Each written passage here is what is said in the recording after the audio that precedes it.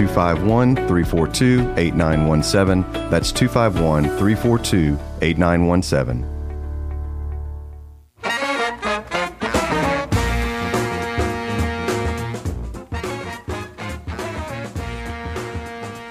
All right, folks, here we go again. This is Cam Marston. You're listening to What's Working Special Edition. Our focus on this show is getting you and me, the small businessman, through the COVID-19 drama, through the COVID-19 crisis. The focus of this show is not just the businesses that we normally look at, but exactly what does it take for you and me to stay alive as a small business person, considering most of the landscape that we've counted on has suddenly vanished. And that's what we're going to do today. I'll tell you a little bit about who we've got scheduled on the show in just a moment.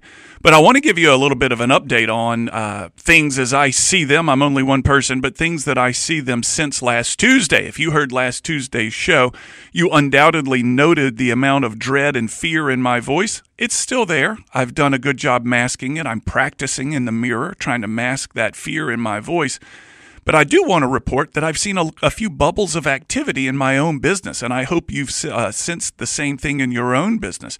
And that is, I've had customers contacting me about the fall. Cam, we're going to be doing this in the fall. Are you available? We're going to be doing this. Are you available to do your work over the internet in a webinar type of thing?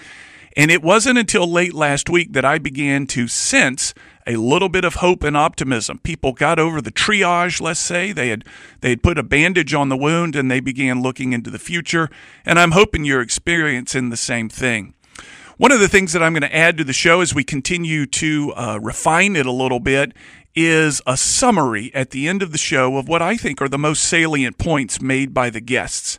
My goal is to get them to enumerate the things you and I need to be doing as small business owners. As we get through this process, I'm going to ask them, give me the 3 things that we need to know and the 3 things that we need to do.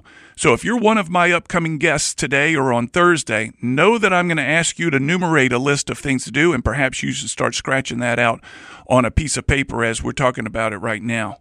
One of the things that's becoming more and more relevant to me is some of the common little things that I count on, that you and I may count on a regular basis, that are becoming increasingly difficult to find. I know there's somebody out there that can cut my hair, but I can't find that person. And the only person that I found was charging a good bit more than I was willing to pay. I can't imagine what a haircut that would cost that much would do for me. I'm a normal-looking middle-aged guy, and after spending that much, I'd be a normal-looking middle-aged guy with slightly shorter hair. These types of things that I'm beginning to realize are a part of my future, and at least for a little while longer, maybe a little more month, that I continue to go through these small inconveniences that are parts of small business, parts of our life that we're having to deal with. My kids are soldiering on at home through online learning. They're spending an extraordinary amount of time at home, and I know yours are too, and you're wondering when this is going to end. Folks, you don't need to hear me say it, but I'll say it anyway. This is the new normal for a little while. Now let's talk about what we can expect on today's show. I'll begin with the second guest first.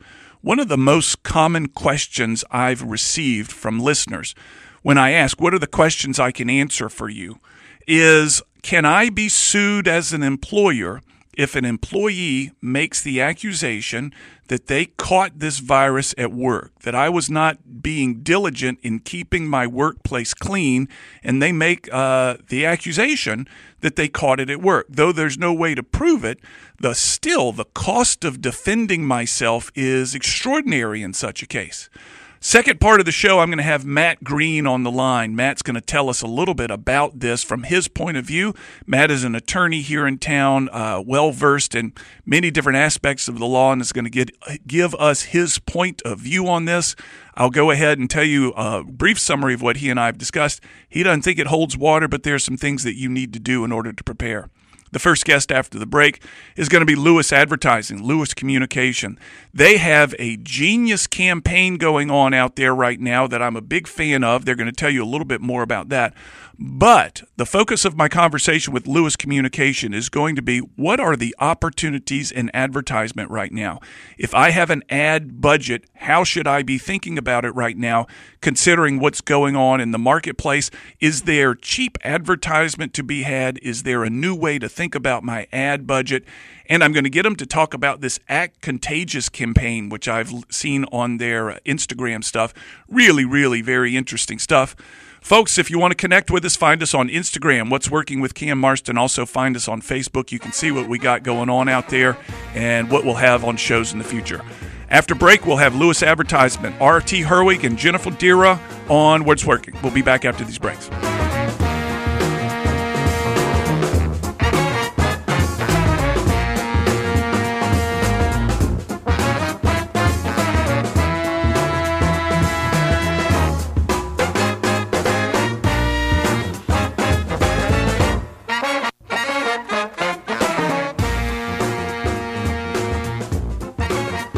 On the line with me is R.T. Herwig and Jennifer Dira, both with Lewis Advertising. I got a couple of things to talk to them about. I've been a fan of their business for a while. But folks, before that, write this number down, 44222. 44222.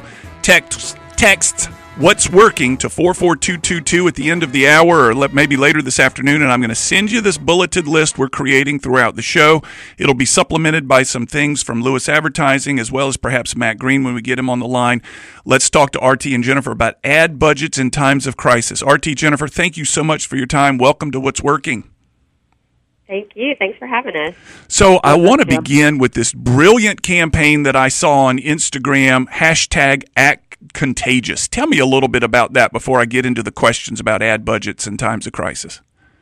Yeah, so thanks, Cam. So as Lewis Communications is working with a lot of different healthcare clients, ranging from smaller hospitals to academic medical centers to large health systems, we've seen firsthand the strain that COVID-19 has put on our healthcare clients and all those folks on the front line. And so our leadership and our team wanted to come up with a simple way that we could help stop that strain, spread, some different ways that we could help.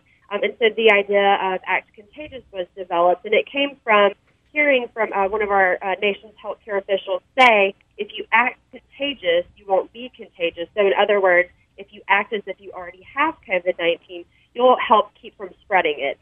So from there, the idea of Act Contagious was born. And really, it's just a simple, shareable public awareness message that encourages folks in our community to pledge to stay home, to pledge that they act contagious, with the goal being that we're encouraging folks to voluntarily stay home so they don't put a strain on our healthcare system. The website is www.actcontagious.com. It's also available hashtag ActContagious. You can find it on Instagram at Lewis Communications. I think it's a brilliant idea. Hoping it gets picked up, goes viral, and people take this simple idea to heart. I think kudos to you guys, but that's what you pay advertising agencies for, is creativity. Now, let's get into the nuts and bolts, the nitty gritty of the people that this show is targeted to, which is the small business owner out there who maybe has had some budget for advertising and promotion and marketing and things like that. Instantly, in times of crisis, ad budget and, incidentally, training and development budget is often slashed or frozen or whatever it may be.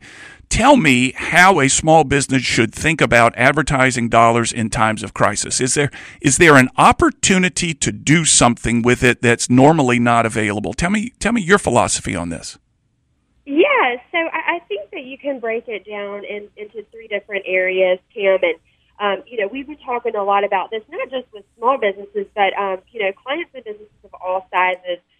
One of the most important things that we're talking to our clients about right now is this idea that you can't appear super opportunistic right now. To be able to talk positively to your consumers is great. And as a matter of fact, 15% of consumers stated that they don't want to hear from brands right now. So that means everybody else wants to hear from the brands that they know and trust.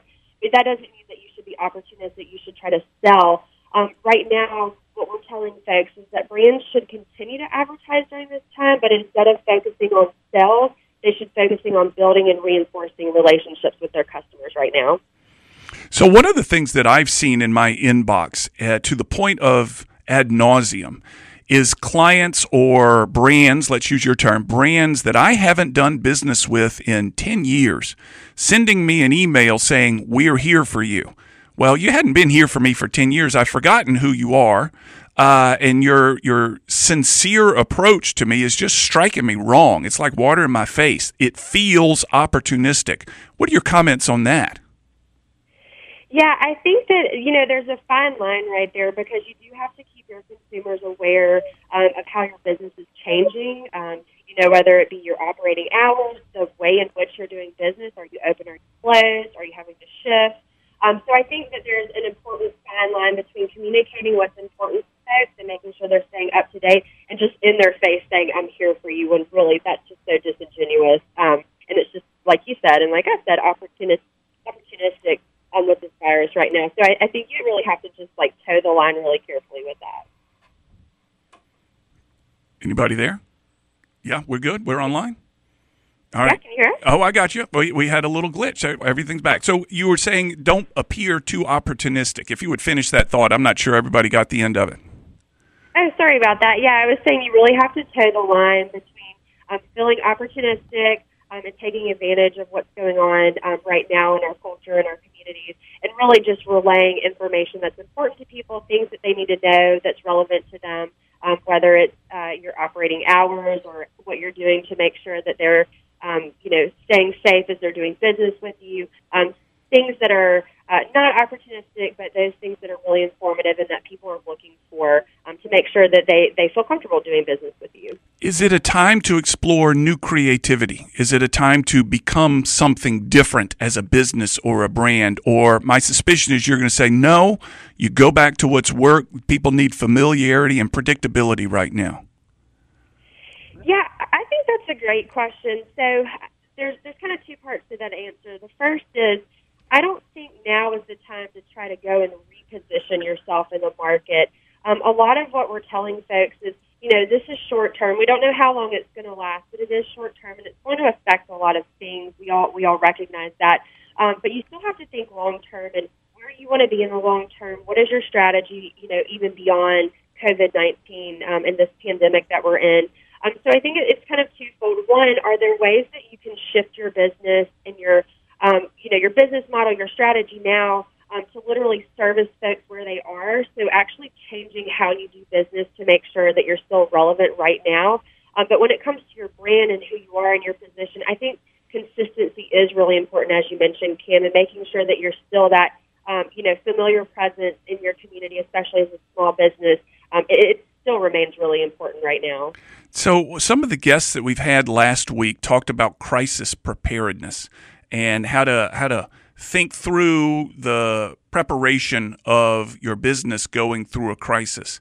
Where does the ad, marketing, promotional, social media dollars that normally would be allocated to you come in preparing a business for crisis? What is your thought on that? It would seem like you still got to communicate. You still got to let your customers know you're out there. But what is your opinion of the priority of it?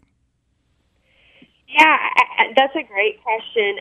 And I think that you still do have to communicate, but I think what people need to keep in mind, and small businesses need to keep in mind, is how we're communicating and where people are right now. We're seeing a lot of folks actually have been pausing their ad dollars right now as they just try to figure out what message is most important. And for some businesses, that means, does our business change right now because we literally cannot do business as usual? We're having to shift and having to re-communicate and retrain our consumers on what our business is and how they can access us. But the other thing is, changing the tone of your messaging. There's a lot of uncertainty right now in our community. People are scared, and they're looking to brands and to small businesses and others to provide that sense of normalcy, but also help guide them through all of this. And so anything that a small business can do to remain positive, putting a positive message out in the community, and also making sure that you're spending ad dollars in places where people actually are. A lot of outdoor and out-of-home dollars have been shifted to in-home channels because people are staying at home right now. So things like streaming TV, social media, those are all really important. And then the other thought with that, too, is folks are looking for information and updates on social media on your website. So continuing to use those own channels that you can consistently manage and control the message is really important right now as well. You've brought up a great point. that the focus of the dollars, let's say you've got a pot of money, the focus of the dollars may need to shift based on where people are right now. They've moved from moving around, let's say, to a sedentary state, yet they still need to see your message. Where are people seeing advertisement, communication messages right now? Is it safe to assume it's all online? It's a lot of online, and we've also seen a lot of broadcast TV increase. You know, people are looking for news. They're looking for it on TV. They're looking for it on their streaming TVs. And they're definitely looking for it online, whether it be local news channels, national news channels, social media. All of those continue to see increases in consumption, while, you know, the things you would expect to go down, like out-of-home, outdoor-type channels, are decreasing right now. Yeah, so I can certainly see how that's coming online. I'm curious, are there good deals out there right now from, let's hypothetically say, a radio station or a billboard company or something like that? Is now the time, without looking greedy or too opportunistic, like you mentioned, is now the time for someone who does have ad budget and has something to offer in this time to begin shopping for deals? You know, it really depends on what your industry is, what type of business you're in. There are people who are still having to drive around essential folks. So if you offer something, let's just say coffee, for instance, and we know that there are a lot of healthcare folks out there who are still heading to work and still need that, that might be a great opportunity to look for something like radio or outdoor, some type of out-of-home to reach those audiences. But it really does depend on what your business is, what your business strategy is, and also how you're changing and evolving your business model during this time, because a lot of folks are having to shift what they're doing and change their business as we kind of react to what's going on right now. A number of organizations I've seen online are making sure that the cameras are running when they deliver pizzas to the hospitals. They're delivering whatever it may be to, let's say, the police force or something like that. It's a chance of getting caught doing something good, of course, for the hope of being recognized for this. Tell me how to think through that. If there's an organization out there that says, maybe we don't have a lot of the budget to buy, but we sure can deliver some pizzas to the first responders, is there a strategy in that will help them get recognition? Absolutely. I think, in terms of earned media, so doing something that catches the attention of folks on social media, something that can go viral or something that could be, attractive enough for a news station or a radio station to pick it up. I think there are lots of opportunities for that. And I think what's great is kind of this idea of the spirit of, small business and local businesses. People in the community want to see that kind of good right now, and we're seeing lots and lots of news stories come about, and lots of brands who are doing a really fantastic job by doing something for free or doing some sort of good in their community. So I 100% think there are plenty of opportunities for that. Get your iPhone, your camera out, record it. Make sure that you're letting folks know what you're doing. I think there's always the opportunity for that to be picked up. And, even promoting it on your own social media channels, spreading the word is really important when you're doing that type of thing. Talk to me about self-promotion. There's a lot of need for that, and it's easy to do considering the ubiquity of social media, of self-promotion. Is there a strategy for any of the small businesses listening in to do it without looking what is the word I'm trying to say, arrogant or seeking attention? What is the trick to to self-promotion without looking arrogant? So I think that you really have to consider what folks are looking for and what's most relevant to them right now. Something like a live video where you're giving tips to folks, it's not self-serving. You're trying to help others, whether it's your consumers or others in the community. I think taking that approach, so you don't come off as self-serving, you don't come off as arrogant. You're really trying to help others, and in doing that, you're also helping yourself and promoting yourself. So I think, that's one approach, but I think it's one that we've seen work really well, especially at this time when you're offering something up to folks that's relevant that they can use, whether it's tips via a live Facebook video, blog articles that, promote something that you do but can be, relevant to folks during this time. There are lots of ways to go about that, but certainly don't think there's anything wrong with that, and definitely encourage that. And it seems to me that those that do it well aren't looking for an instant return. They're quote-unquote doing it for the quote-unquote right reasons. They're not looking for the phone to ring with a big order after delivering or videoing themselves delivering pizzas to first responders. It's an awareness campaign. Is that right? That's right, and it goes back to what I said earlier. Instead of focusing on sales right now, we should be focusing on building those relationships and reinforcing the relationships that we have with customers. And by doing something like that reinforces a consumer's decision to use your small business, you're also then building awareness with folks who may not know you. And it does bring about this, really good sentiment for your brand and for what you're doing in the community. And that's the type of thing that also tends to go viral. The word spreads because you are doing something good and people feel really good about it. In the meantime, you've also made a really great campaign for yourself and brought awareness to your small business. So I think that's 100%. We're seeing a lot of that right now, and a lot of people are going to be successful with that. Jennifer, if we could get a list of these ideas from you and RT on, best practices in times of crisis for advertising dollars, social media, self-promotion, maybe a high-level overview of the things that you've listed on this show. I know there are people out there that would love to see them. And folks, if you text what's working to 44222, I'll get this set up after the show at some point. Text what's working to 44222.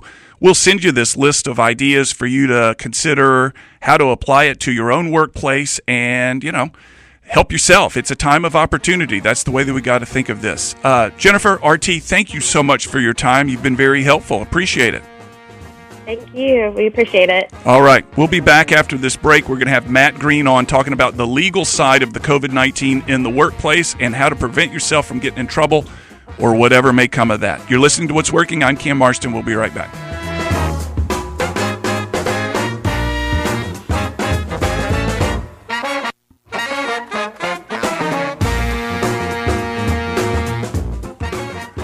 And we soldier on. This is Cam Marston, What's Working Special Edition, focusing on staying alive in this new economy. On the line with me is Matt Greene. Matt's an attorney in town. Bio reads he's a former judge and prosecutor specializing in personal injury and wrongful death cases. Host of Channeling Atticus, a Know Your Legal Rights podcast. Matt, I appreciate you being on the show. I'm going to get you involved in just 1 second. Folks, check us out online, Instagram, What's Working with Cam Marston, as well as Facebook. Search for What's Working with Cam Marston. You can get many of the lists that we're talking about creating here, really to-do lists for small businesses that come as a result of these conversations and this upcoming one with Matt Greene. Matt, thanks for your time. Welcome to What's Working. Oh, thanks for having me. Good to see you. So, Matt, hear me. One of the questions that I've had most frequently as I've prepared for these shows and I'm kind of surveying small businesses out there that I know, one of the questions that comes in the most is, Cam, how do I prevent myself from being sued by an employee who feels like they got the virus in my workplace, that they can make accusations that I wasn't keeping the workplace clean enough, that maybe I should have been taking employees' temperatures on a regular basis, they got it, they lost work, or whatever it may be. You can hypothesize what the argument may be. But the employer's question is, how do I prevent myself from these lawsuits? Now, you sent me an article out of AL.com that was written on March 19th, or posted on March 19th, that somewhat touches on this. Let's get into that in a moment. Give me your first blush on an employee lawsuit to an employer about getting sick on the job. Well, I think that's obviously a huge concern among the businesses in light of everything else. But liability and litigation, can take a significant toll on a business. And I was just reading this today. Senator Arthur Orr, who's a Republican out of Decatur, has a bill that he is going to, I think, propose granting civil immunity for coronavirus-related lawsuits. He plans on submitting, I think, in the next legislative session. But the language of the bill basically says that a business entity that is properly licensed to conduct business in the state is not liable for any injury or damages, including death, suffered by an individual resulting from the individual's actual or alleged contraction of the coronavirus from another patron, an employee, or other individual while on the premises of the business entity. Now, that's significant, but what's even more significant is that his proposal will make the bill retroactive to March the 1st of 2020. and I would imagine that there will be a significant amount of support for that bill. I don't know if the governor has come out and said what she's going to do if it passes, but that's probably going to be the centerpiece of the next legislative session. Well, that's good news for business owners out there. Is there anything else that they need to be considering in terms of an employee or an employee group coming back to the employer with a grievance of something like that? Or do you think this civil immunity from lawsuits wipes it all clean?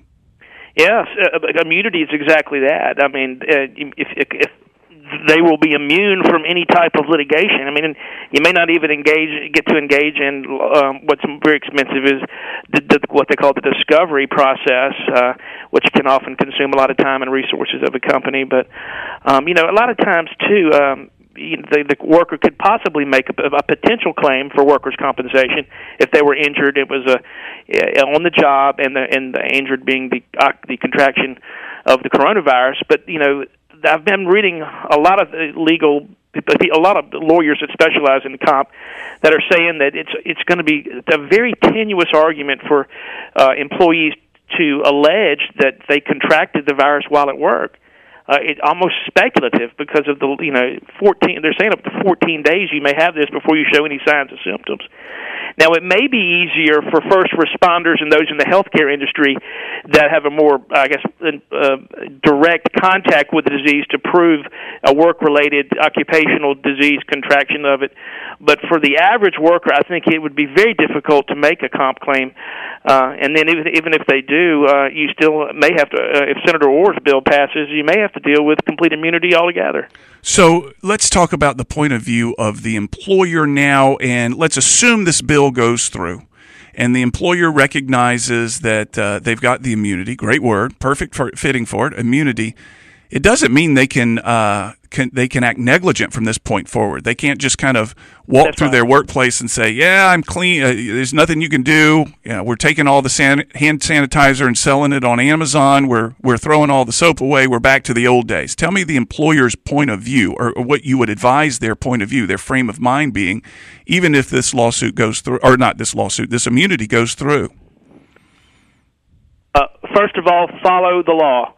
That's the most important thing. If there's a directive, even under an executive order or from Department of or any executive department that issues orders related to the workplace or shutdowns or temporary postponement of work, you got to follow it. At least until there's a constitutional challenge, if that's ever made. But that's the most important thing. You have to follow the law. If you go beyond the law, or you try to get around it, or ask employees to come in when you're on one of the lists of what the governor has declared as non-essential, you're potentially exposing yourself to liability, not only civilly but potentially criminally as well. So that's the paramount concern employers should have, is follow the law. Well, let's explore that. I think that's very relevant right now. If the immunity goes through, there's still things that the employers could do that make them vulnerable. And what might those things do? What other types of dangers could an employer unwittingly or perhaps wittingly get themselves into, considering this new normal that we're living in now? Sure, yeah. Potentially if you have an employee that you have reasonable grounds to believe or actual knowledge that does indeed have the coronavirus, and you mandate they take paid time off or make them come in or require them as a condition of their continued employment to come in, that could be considered a willful or intentional act that could subject the employer to liability. You must be diligent. You got to be diligent, and you make sure that you follow the directives and the caution.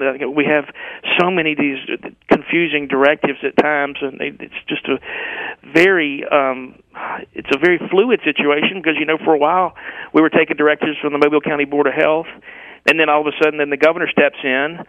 And then we have federal action. You're dealing with three different entities and and it's very difficult for especially a small business, to try to navigate these precarious government regulations. But you got to do it. Curiously, what are the calls you're taking the most these days regarding this? I keep referring to it as the new normal. What are you hearing the most from the marketplace? First, I'm getting calls. Am I covered? Am I essential? I don't see my business on the list, And we have to be careful as in government. Let's say I'm not in the government, but when they pass these laws or issue these executive orders, and they leave them intentionally ambiguous or vague, it creates a great deal of uncertainty, which is horrible for business.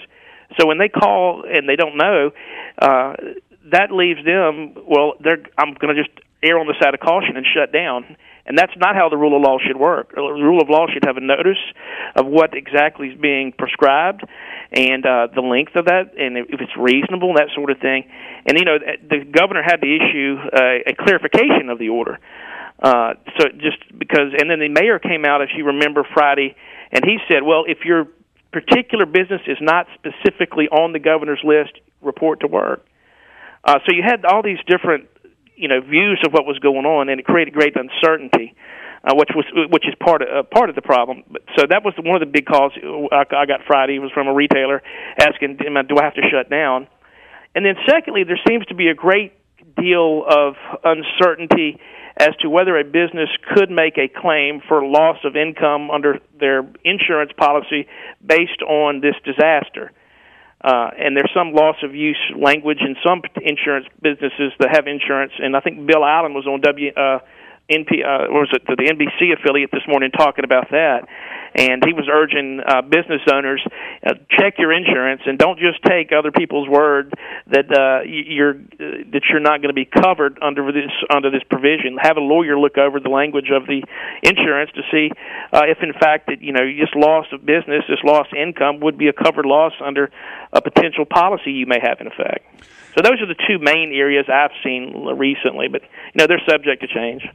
Give me a prediction for a year from now, 18 months from now, when this is all, let's hope, shaken out, and what the legal industry is going to be doing retroactively, looking back on the crisis this caused. What do you predict? Well, a fundamental transformation in society as we know it, at least as it appears right now. I know that sounds drastic, but we don't have an end in sight.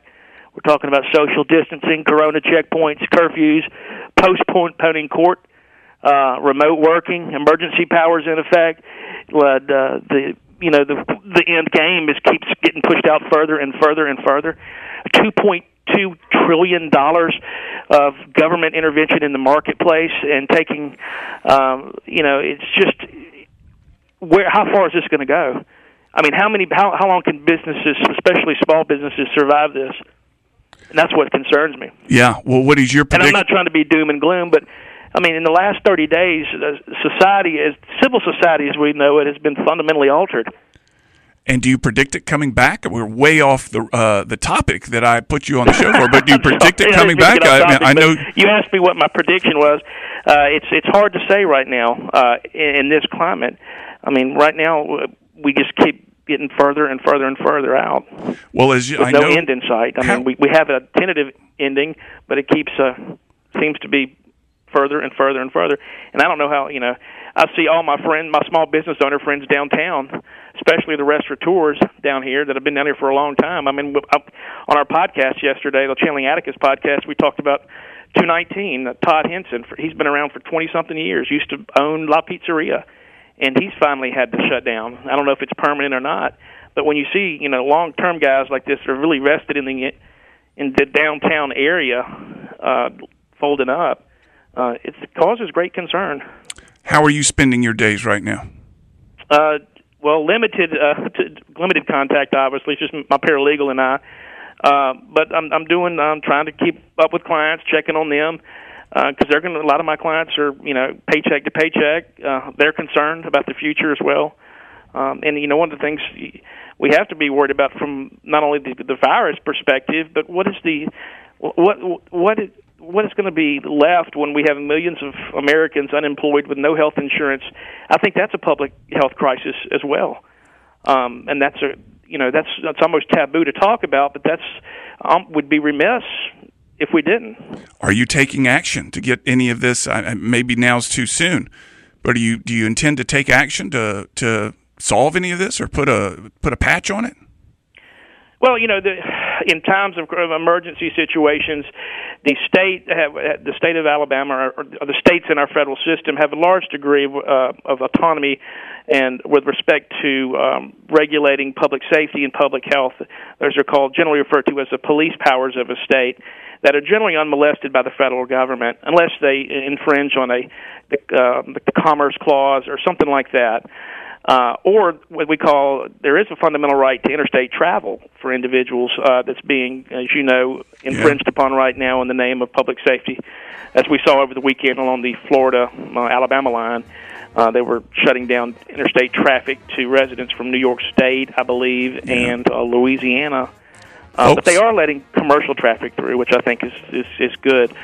So got to go to break, Matt. How long this lasts, Matt, we got to go to break. Matt's a former judge and a prosecutor. His podcast is called Channeling Atticus. I appreciate your time, Matt.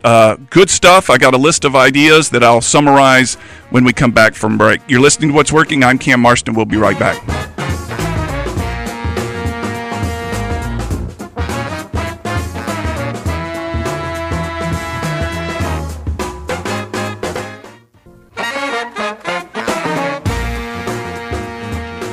Let's summarize. Here's the bulleted list, folks, of what we've learned today. From Lewis Communications, you can't appear too opportunistic when you're advertising right now. You can't make it look like this crisis is a opportunity for you to gain. 85% of the people out there do want to hear from the brands that they do business with.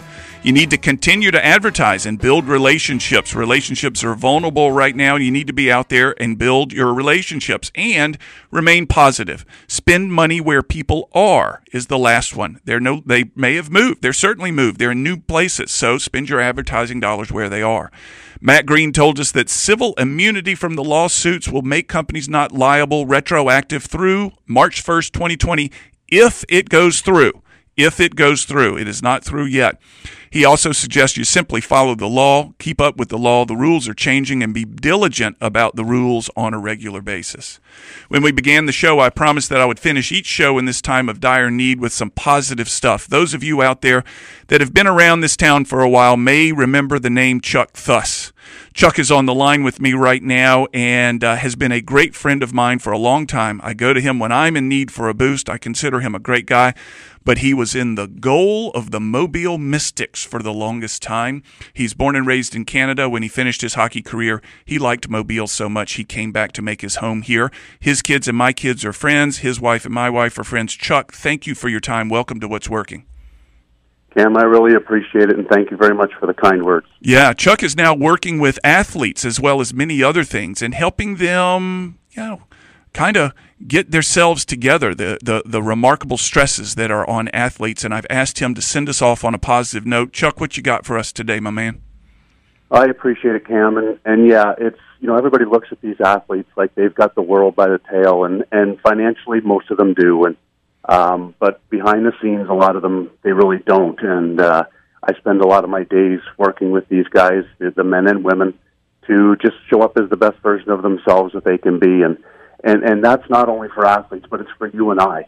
Because right now, in this time that we're in, of such uncertainty and quote-unquote craziness, where things are changing by the minute, people need us to show up as the best version of ourselves that we can be. And whatever that means for you, whether it's being a dad, whether it's being a son, a daughter, a wife, a friend. Right now, people need friends because their life is so upside down. They just need somebody to talk to. And when you can be present moment all the time, as you and I have talked about many, many times, you're allowing yourself to show up and be the best version of yourselves that you can be. And when we are present moment, right here, right now, everything is okay. Everything is okay.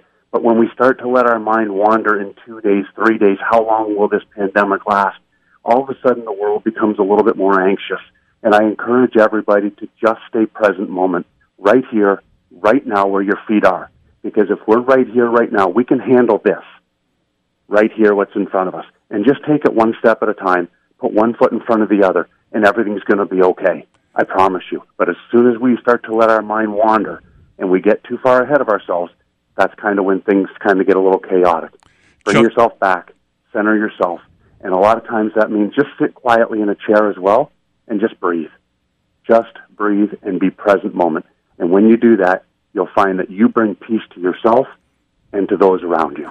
I think it's fantastic, Chuck, that so many of the people who perhaps saw you playing hockey with the Mobile Mystics, and I remember sitting down with you and introducing you to a guy whose first memory of you was, oh yeah, before the hockey game even began, you skated to mid-court or mid-rink and got into a brawl with somebody. Now you're kind of completely on the other side of being present in the moment. I'm very curious, Chuck.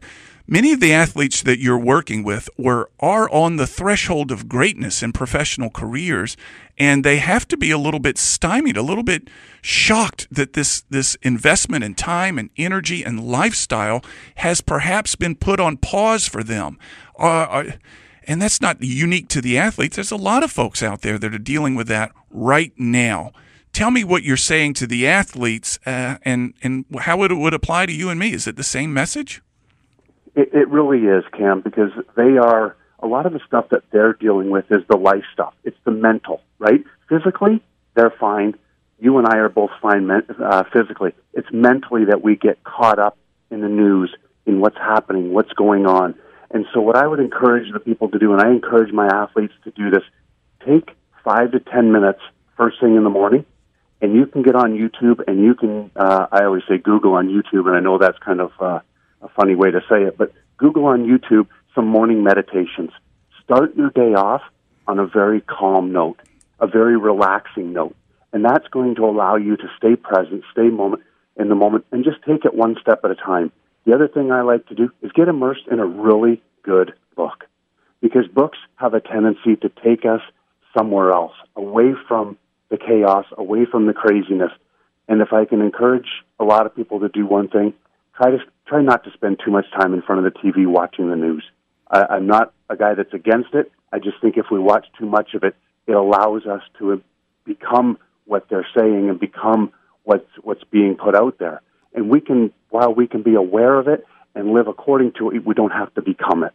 And that's really what I share with the guys and the girls that I work with. Yeah. You don't have to become and be a part of what's happening, but you can observe it. Does that make sense? Sure. Be in the world, but not of the world, or something like that. It's a quote that I often try to remember for myself. Chuck, where can people find out more about you and the work that you do? My website is www.thecompassionateconnection.com, and you can connect with me on there. There's a link at the bottom. Shoot me a message. I'd love to connect. And again, Cam, like you said, my specialty is elite athletes, because that's the world that I come from. But if there's anybody else out there that just needs to talk, just needs a friend, reach out. I'm here. I'm available, and let's talk through it, and I would love to connect. Generous offer of you. Chuck Thuss, folks, one of the world's greatest people. If you want a list of the ideas from the show today, text What's Working to 44222. You're listening to What's Working. Send me your ideas on guests we need to have and questions that you have. We'll have another show for you Thursday, folks. Do your best to have a great day. Have a good week. We'll talk to you again Thursday.